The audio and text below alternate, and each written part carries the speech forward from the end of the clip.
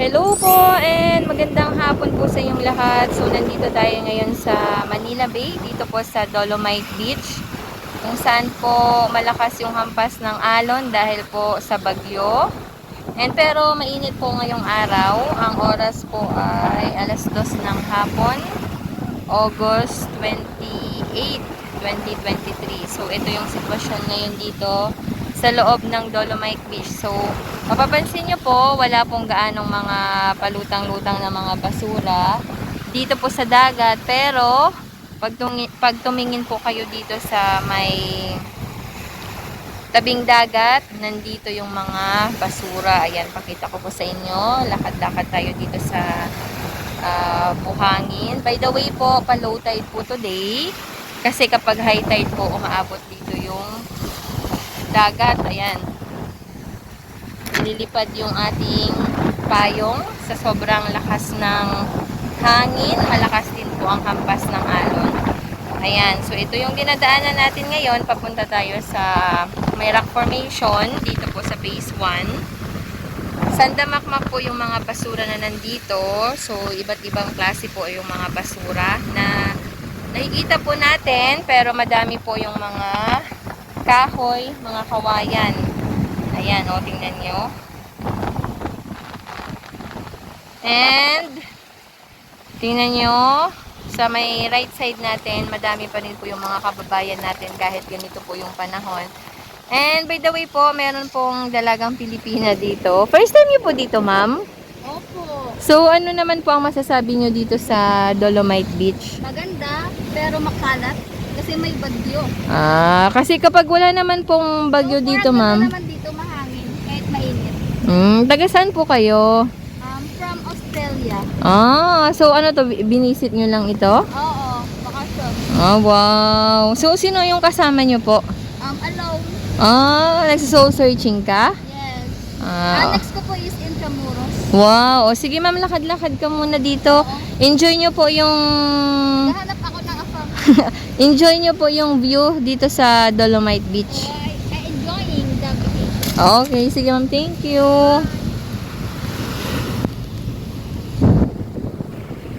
So, lapit tayo dito sa may dagat na area. Malinis naman po so far. Kaya lang po, malakas talaga yung hampas ng alon. And, medyo malabo din po ng konti yung dagat. Pero, maganda naman kasi wala po yung mga palutang-lutang na mga basura. Kahit po, wala na po tayong mga trash boom na kaabang, no, dyan sa may malalim na area. So kasi po yung mga trash boom inanod na po, ayun na, nandun na sa may mga kabatuhan. Tapos yung trash boom naman sa may phase 2, nandun na rin po sa may tabing dagat, so inanod na din.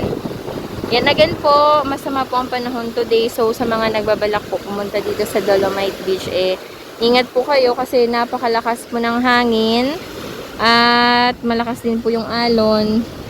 Tapos, kapag pumunta po kayo ngayong araw, ito yung madadatnan nyo. Madami po yung mga basura. Lalong-lalo na po dito sa may dagat na area. Ay, sa may buhangin na area. So, pakita ko muna sa inyo yung mga nanditong mga basura. Ito, may mga malalaking kahoy.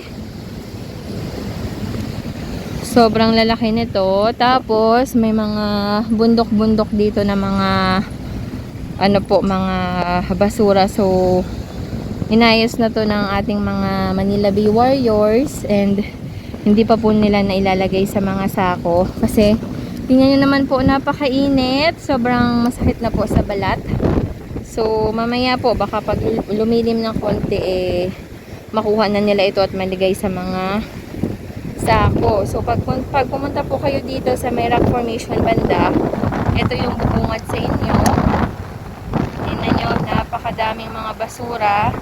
Dito po ito sa may buhangin lang. So, siguro po ito napadpad kasi malakas yung hampas ng alon. And kaninang umaga, umabot dito yung dagat.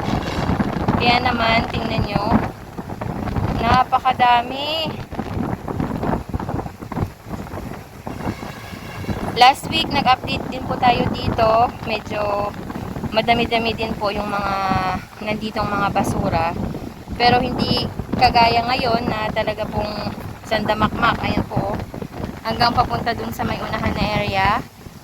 Sa may rock formation. Pero once na pumunta po kayo dito sa may dagat na area, malinis naman.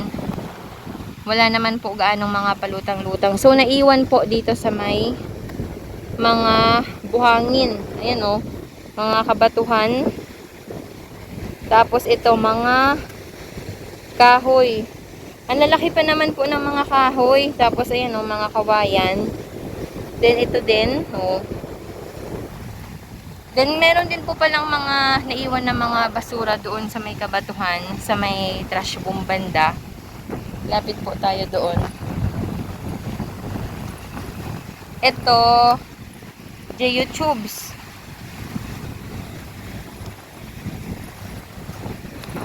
Wala pong mga tahong ngayong araw, tsaka mga halaan.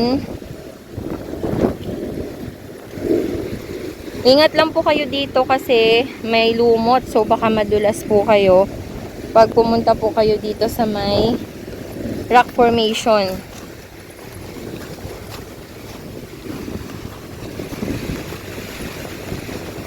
Ito yung JU Tubes. Ayan, tingnan nyo, inanod na po dito. Dati to dito, madami po yung mga basura. Pero ngayon, wala na po gaano, malinis na. Pero ayun, sa may malalim na area, medyo madami-dami pa. Tapos, ito yung mga kabatuhan. Dito na tayo sa may rock formation. Ayan no, medyo madami pa dito ng mga basura. Tapos, ayan. Nandyan sa may trash boom. Super dami ng basura. So, hopefully, makuha na po ito para maganda na pong tingnan. Pero, kapag magtuloy-tuloy po yung masamang panahon, naku, tuloy-tuloy din po yung mga ganitong mga basura.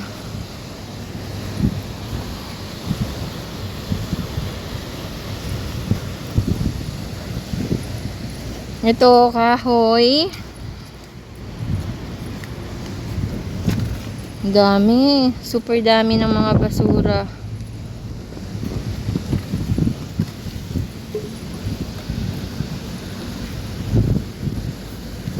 Madami na naman po yung mga napadpad ngayong araw dito po sa Dolomite Beach. So, nandito pa lang tayo sa phase 1. Pero kanina pagsilip ko po sa phase 2, dun sa may Mandamos office, wala naman po gaanong mga basura po doon. Hindi katulad dito sa may phase 1. And by the way po, kapag po masama ang panahon at sobrang taas ng dagat, umaabot dito yung dagat. So, pumapasok dito sa may gitnang area. So, ayan. So, ito yung update dito po sa Dolomite Beach. Ngayong Lunes,